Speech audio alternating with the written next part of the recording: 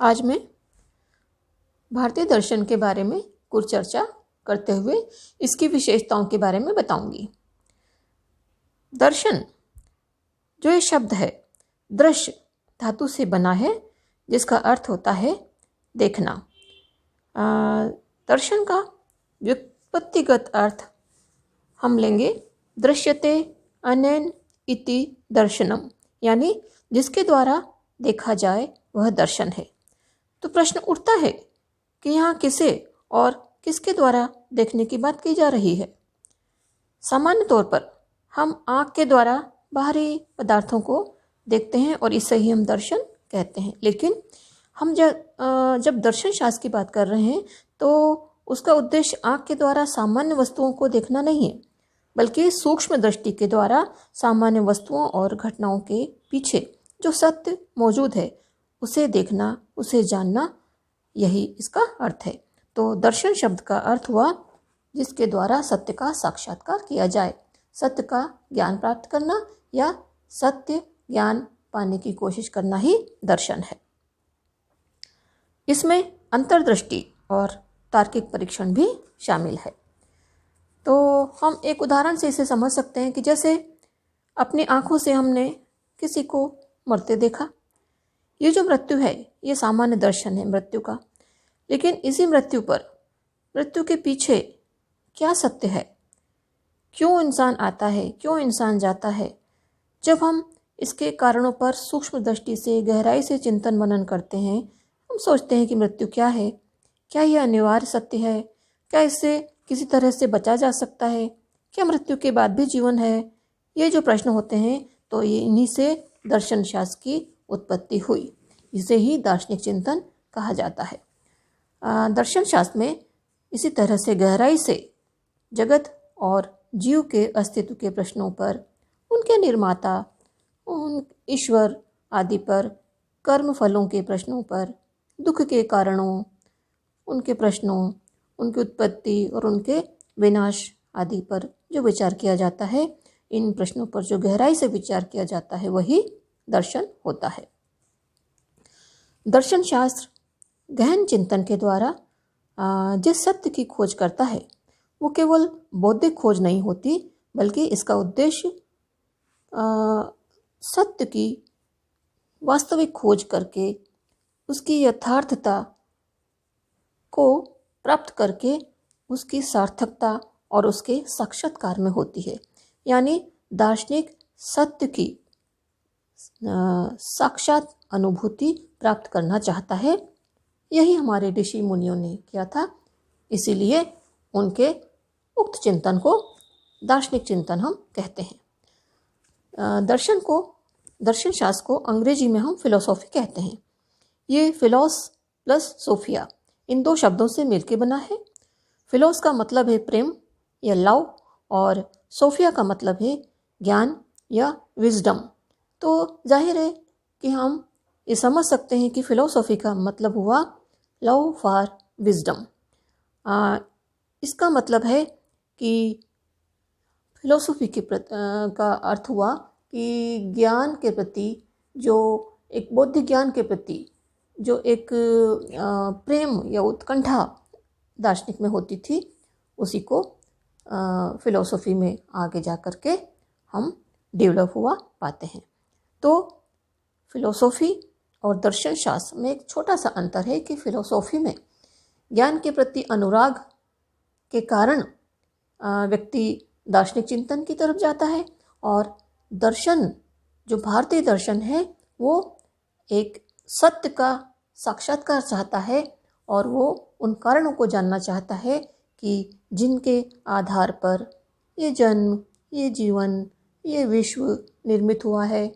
दुख हैं मनुष्य के जीवन में, तो किस प्रकार से हम उन दुखों से विरत हो सकते हैं। पाश्चात्य दर्शन में केवल एक ज्ञान के प्रति उत्कंठा ही काफ़ी है, लेकिन भारतीय दर्शन में सत्य को तलाश के उसे अपने जीवन में उतारने की, उसे सत्य को प्राप्त करने की ललक भी मौजूद है। ये अंतर भारतीय और पाश्चात्य दर्शन में पाया जाता है। तो अब हम देखते हैं भारतीय दर्शन की विशेषताएं। देखिए, विशेषताएं बहुत सारी हैं, कम से कम मैं 14-15 विशेषताएं बताती हूँ। 15 नंबर का जो प्रश्न आता है उसके लिए आपको कम से कम 12 विशेषताओं का संक्षिप्त वर्णन जरूर करना चाहिए। तो सबसे पहली विशेषता भारतीय दर्शन की हम देखेंगे। अलग अलग तरह से इनको बताया जाता है। हम किसी भी विशेषता को नंबर 1 पे रख सकते हैं। मैं रख रही हूँ कि नंबर 1 पे रख रही हूँ मैं भारतीय दर्शन की विशेषता है संसार दुखमय है। देखिए, भारतीय ऋषियों ने ये माना है कि ये जो जगत है ये दुखों से भरा पड़ा है। इसका ये लक्षण है कि जीवन और जगत को यहाँ दुखमय माना गया है और ये माना जाता है कि दर्शन का विकास ही भारत में आध्यात्मिक असंतोष के कारण हुआ है। ये जो रोग, मृत्यु, बुढ़ापा, ऋण आदि दुख हैं, इनके कारण मनुष्य का मन हमेशा अशांति से भरा रहता है। हम बुद्ध को जानते हैं, उन्होंने दुखों की बहुत चर्चा की है और दुखों से मुक्ति के प्रयास में ही वे बुद्ध हुए थे। तो विश्व में भारतीय दर्शन मानता है कि विश्व में 3 प्रकार के दुख हैं, आध्यात्मिक, आधि भौतिक और आधि दैविक। आध्यात्मिक दुख कहे गए हैं शारीरिक और मानसिक दुख। आधि भौतिक दुख हैं बाहरी जगत के प्राणियों से, जैसे पशु और मनुष्य से जो दुख मिलते हैं उसे आधि भौतिक दुख कहा गया है। जैसे कि चोरी, डकैती, हत्या आदि जो हैं ये आधि भौतिक दुख हैं। आधि दैविक दुख हैं जो भूत प्रेत, बाढ़, अकाल, भूकंप आदि से प्राप्त होते हैं। इस प्रकार भारतीय दर्शन मानता है कि जीवन और जगत में हर तरफ दुख है। दूसरी विशेषता की तरफ हम आ जाते हैं। दुख का कारण अविद्या है।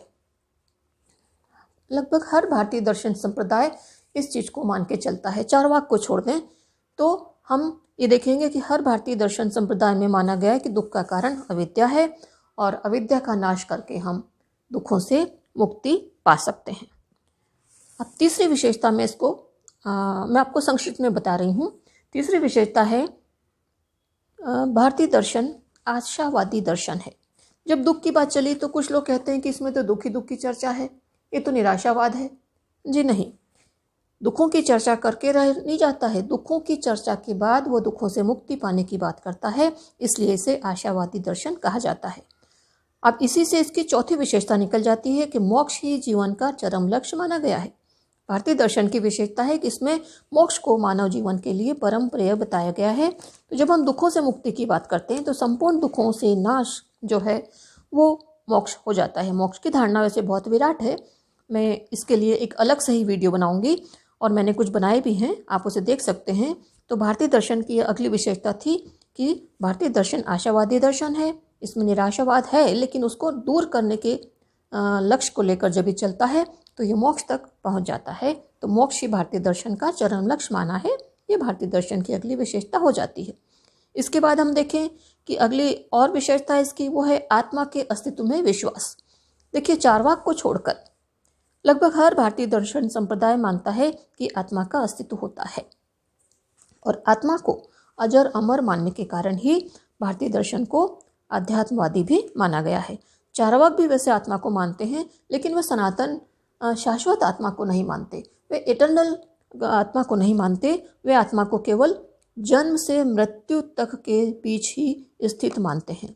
इसलिए उनके मत को भारतीय दर्शन की जो आत्मा का सिद्धांत है उसकी आलोचना के रूप में देखा जाता है। तो इसकी ये विशेषता है कि आत्मा के अस्तित्व में लगभग हर भारतीय दर्शन विश्वास करता है। अगला जो इसकी विशेषता है वो आ जाती है कर्म सिद्धांत। कर्म सिद्धांत ये बताता है कि कर्म के फल हमें मिलके रहते हैं, जैसा हम बोते हैं वैसा ही हम फलों की प्राप्ति करते हैं। इसके अंतर्गत आ जाता है कृत्य प्रणाश, यानी कि कर्म सिद्धांत कहता है कि कृत्य प्रणाश यानी किए हुए कर्म का फल नष्ट नहीं होता, और अकृत भ्युपगम की भी चर्चा ये कर्म सिद्धांत करता है। ये क्या है? अकृत भ्युपगम का मतलब है कि बिना किए कर्मों के फल नहीं मिलते। जिन कर्मों को आपने नहीं किया है, कोई भी आपको उन कर्मों के फल नहीं दे सकता। तो कर्म सिद्धांत एक तरह से कारणता का सिद्धांत है, कारण नियम है कि जैसे आप कर्म करते हैं वैसे ही आपको फलों की प्राप्ति होती है। अगर आपने आम का वृक्ष बोया है तो आपको आम का बीज बोया है तो आम का वृक्ष मिलेगा, और अगर बबूल बोया है तो उससे आप आम के पौधे की प्राप्ति नहीं कर सकते। अगली विशेषता देखिए, पुनर्जन्म में विश्वास। आत्मा को जब अमर माना गया है और कर्म सिद्धांत में आस्था रखी गई है तो इसका मतलब है कि कुछ कर्मों के फल हमें इसी जीवन में नहीं मिल पाते, तो उनकी प्राप्ति के लिए मनुष्य को फिर से पुनर्जन्म लेना पड़ता है। क्योंकि आत्मा अजर अमर है तो ये अपना शरीर बदलती है, और जब भी, जिस भी, जहाँ भी, जैसे भी शरीर की प्राप्ति करती है, इसका कर्म इसका पीछा करता है और वो कर्म फल उसे वहाँ किसी भी रूप में जहाँ भी वो जन्मा हो मिल जाता है। पुनर्जन्म में विश्वास इससे भी सिद्ध होता है कि हम इस विश्व में देखते हैं कि कुछ लोग बहुत सुखी हैं जबकि वे अच्छे कर्म नहीं करते, और हम देखते हैं कि जो सज्जन है वो दुख पा रहा है, तो हम कहते हैं कि इसने पिछले किसी जन्म में कुछ ऐसे कर्म किए होंगे। अगली विशेषता इसकी है व्यावहारिक दर्शन। भारतीय दर्शन को व्यावहारिक माना गया है क्योंकि ये जीवन के व्यावहारिक पक्ष पर बल देता है। जीवन से इसका गहरा संबंध है। दर्शन का उद्देश्य केवल मानसिक कौतूहल की निवृत्ति करना नहीं है, बल्कि जीवन की समस्याओं को सुलझाना है। इस प्रकार भारत में दर्शन को जीवन का एक अभिन्न अंग हम मानते आए हैं। जीवन से अलग दर्शन की कल्पना भी संभव नहीं है। तो जो व्यावहारिक दृष्टिकोण की बात हम करें तो इसमें हम देखते हैं कि व्यावहारिक पक्ष की प्रधानता के कारण प्रत्येक दार्शनिक अपने दर्शन के आरंभ में ये बता देता है कि उसके दर्शन में पुरुषार्थ से क्या क्या सहायता मिलती है। भारत में दार्शनिकों ने 4 पुरुषार्थ माने हैं, वे हैं धर्म, अर्थ, काम और मोक्ष। ये जो 4 पुरुषार्थ हैं फिर भी इनमें चरम और परम पुरुषार्थ मोक्ष को ही माना गया है। देखिए, चार्वाक को छोड़कर सभी दर्शन मोक्ष को जीवन का चरम लक्ष्य मानते हैं, और ये बता दूं कि चार्वाक दर्शन इन चारों को नहीं मानता, केवल अर्थ और काम को ही वो परम पुरुषार्थ मान के चलता है। अगली विशेषता है विश्व नैतिक रंगमंच है। भारतीय दर्शन में प्रत्येक दार्शनिक विश्व को एक नैतिक रंगमंच मान के चलता है, और जिस प्रकार हम देखते हैं कि रंगमंच पर भिन्न भिन्न भूमिकाओं में अभिनेता काम करते हैं, अपना अभिनय दिखा के लौट जाते हैं, उसी प्रकार से माना जाता है कि यहाँ भिन्न भिन्न मनुष्य इस नैतिक रंगमंच पर अपने अपने कर्मों के अनुसार, अपने कर्मों के मूल्यांकन के अनुसार अपना अपना रोल निभाने आते हैं, और उन्हें एक दिन इस रंगमंच से फिर वापस जाना होता है।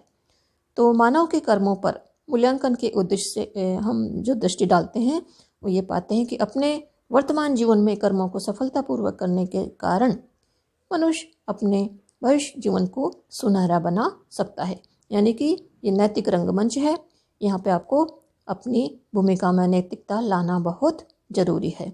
तो प्रत्येक व्यक्ति को नैतिक व्यवस्था में आस्था रख करके विश्व रूपी रंगमंच पर सफल अभिनेता बनने के लिए कोशिश करनी चाहिए, ऐसा भारतीय दर्शन आवश्यक रूप से मानता है। अगली विशेषता देख लें, आत्म संयम पर जोर या आग्रह। तो चार्वाक दर्शन इसका अपवाद है। बार बार हम चार्वाक दर्शन की बात करते हैं, तो ये भी जान लीजिए कि भारतीय दर्शन का जो रुझान है वो पूरी तरह से आध्यात्मिक है, और उसमें कुछ ऐसे दर्शन थे जिन्हें हम आध्यात्मिकता के विपरीत पाते हैं। उनमें से चार्वाक दर्शन एकमात्र ऐसा दर्शन है जो पूरी तरह से भौतिकवादी दर्शन है। अब सत्य की प्राप्ति के लिए आत्म संयम को बेहद जरूरी माना गया है। हमारे जो कर्म हैं वे द्वेष, राग, वासना आदि के वशीभूत न हो, इसी से हम अपने आत्म संयम के द्वारा सत्य की प्राप्ति कर सकते हैं। जब मनुष्य राग, द्वेष और वासनाओं से प्रभावित होकर कर्म करता है तो मिथ्या ज्ञान का प्रादुर्भाव होता है, पाश्विक प्रवृत्तियों की तरफ वो जाता है। इसलिए इन पाश्विक प्रवृत्तियों का नियंत्रण बेहद आवश्यक है, और भारतीय दर्शन मानता है कि इनके नियंत्रण के उद्देश्य से ही आत्मसंयम पर हमें पूरा पूरा ध्यान देना चाहिए और आत्मसंयम के द्वारा हम राग द्वेष वासना आदि का विरोध करके उनकी समाप्ति करके अपने आत्मनियंत्रण के द्वारा नैतिक अनुशासन के अनुसार श्रेष्ठ जीवन की प्राप्ति करके सत्य के मार्ग पे चल सकते हैं। तो अगली विशेषता अब देख लें हम, धर्म और दर्शन का समन्वय। भारतीय दर्शन में केवल जैसे मैंने बताया था बुद्धि विलास नहीं है, बल्कि इसमें एक तरह का जो भी विशुद्ध सत्य है उसे पाने की एक आंतरिक उत्कंठा है और इसीलिए इसमें दर्शन के साथ साथ धर्म का भी समन्वय हो जाता है। ये केवल बौद्धिक व्यायाम के लिए नहीं था, इसका लक्ष्य परम लक्ष्य मोक्ष था।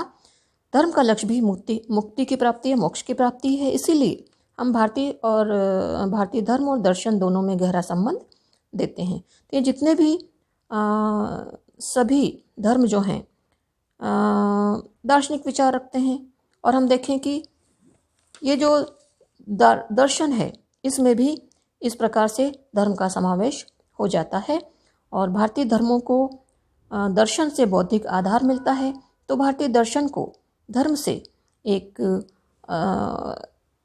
ऐसा तत्व मिलता है जो उसे सत्य के प्रति भक्तिमय प्रयोग करने की प्रेरणा देता है। तो भारत में दर्शन धर्म और भक्ति से जुड़ जाता है, तो सत्य के प्रति आग्रह इससे आ जाता है। और चार्वाक को हम इससे अलग रखेंगे क्योंकि चार्वाक दर्शन ने इस तरह के किसी भी आध्यात्मिक तत्व को नहीं माना है। अब मैं अगली विशेषता बता रही हूँ, प्रमाण विज्ञान। जितने भी भारतीय दर्शन संप्रदाय हैं वे सभी प्रमाण विज्ञान में चर्चा करते दिखाई देते हैं। शुरुआत में ही वे बता देते हैं कि वे कितने प्रमाण मानते हैं। वे ये बता देते हैं कि प्रमा क्या होता है, प्रमा यानी कि प्रामाणिक ज्ञान, और हर भारतीय दर्शन संप्रदाय ये बता देता है कि यथार्थ ज्ञान पाने की उसकी अपनी विधि क्या है, इसी को वो प्रमाण कहता है। तो प्रत्येक दर्शन में प्रमाण की संख्या और उसके स्वरूप पर विचार किया जाता है।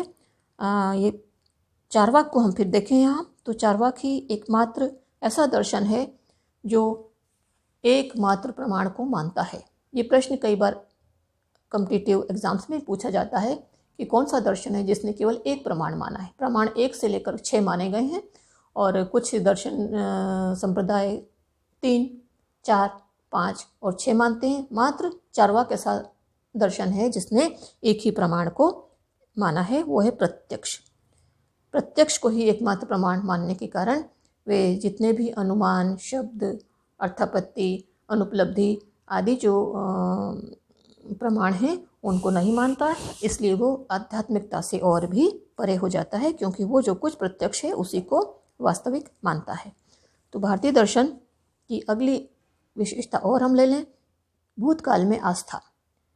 भारतीय दार्शनिक अपने जो भूतकाल है उसके प्रति आस्था रखता है। इसका सबसे प्रमाण है कि आस्तिक दर्शनों में वेद की प्रामाणिकता को मान्य किया गया है। तो ये वेद क्या है, ये हम जानते हैं कि ये भारत के प्राण हैं, भारतीय दर्शन के प्राण हैं। और वेदों में ऋग्वेद सबसे प्राचीनतम ग्रंथ है जिसमें नासदीय सूक्त में सृष्टि की कल्पना की गई है और इस सृष्टि की सुंदर कल्पना है। विश्व में जितनी भी सृष्टि के सिद्धांत हैं उन सब में ये सुंदरतम सिद्धांत माना गया है, जिसे हम नासदीय सूक्त कहते हैं। तो इस तरह से भारतीय दर्शन अपना विकास करता रहा, लेकिन उसने अपनी जड़ों के प्रति निष्ठा नहीं खोई। इसी को भूतकाल में आस्था के द्वारा दर्शाया जाता है। हमारे वेद, उपनिषद आदि जो ग्रंथ हैं वे सब यहाँ बहुत सम्मान के साथ देखे जाते हैं और भारतीय दर्शन इन्हीं से प्रेरणा लेकर के अपना अगला विकास करता आया है। एक और विशेषता इसकी बतला दूं, स्वतंत्र चिंतन। देखिए, हम सब जानते हैं कि भारतीय दर्शन आध्यात्मिक दर्शन है, लेकिन याद रखिए कि यहाँ अध्यात्म से भी पहले भूतकाल में ये माना जाता है कि एक ऐसी विचारधारा थी जिसका प्रभाव था। ये थी भौतिकवादी विचारधारा। भले ही आध्यात्मवादी आग्रहों के कारण कुछ विद्वान मानते हैं कि भारत में भौतिकवाद था ही नहीं, लेकिन ये सत्य से नजरें फेरने जैसा है। भारत में विचारों की स्वतंत्रता हमेशा रही है और स्वतंत्र चिंतन के कारण ही यहाँ पे भौतिकवाद का भी पूरा प्रचलन रहता आया है। इसी की उपज है चार्वाक दर्शन।